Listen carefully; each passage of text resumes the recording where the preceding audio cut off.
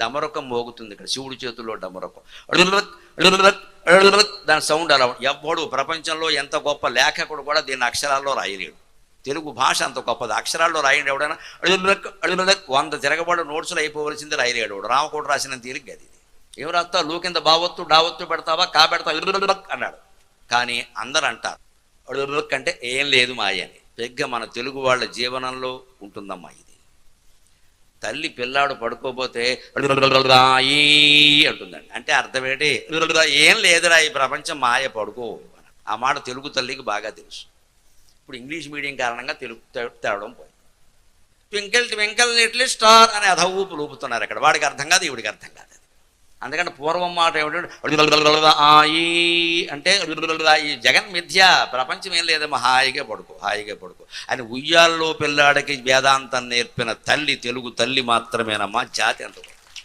ఈ శబ్దం ఎక్కడి నుంచి గ్రహించింది తల్లి? ఈ డమరకం నుంచి గ్రహించింది. బుడబొక్కల వాళ్ళని వస్తారు, సంక్రాంతికి వాడికి వస్తారు, అని మోగిస్తూ పాట పాడతారు.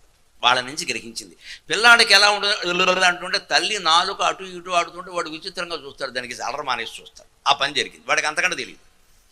కానీ పెద్ద అయిన తర్వాత ఎక్కడో ఇటువంటి స్తోత్రాలు వింటున్నప్పుడు ఓహో లుక్ అంటే ఇదన్నమాట అని అర్థం తెలిసింది. తెలుసుకున్నాడుగా. పైగా ఈ మాట ఇంకో సందర్భంలో వాడతారు, సరిగ్గా అర్థం గమనించాలంటే అది తెలుసుకోవాలి. ఇంట్లో 2 అమ్మాయిలు ఉండాలనుకోండి, చిన్నపిల్లకి ఏదో తెచ్చిపెట్టారు, 2 బిస్కెట్లు ఏవో, అవి పెద్ద పిల్లకి ఇవ్వాల. పెద్ద పిల్ల అడుగుతుంది, నాకు ఇవ్వలేదు. ఏంటి చిన్నపిల్లకి తెలియకుండా ఇక్కడ నువ్వు అడ్డం పెట్టి అంటే అది ఏం లేదా, అది నిన్నటి బిస్కెట్లో నువ్వేం అనుకోకని అర్థం.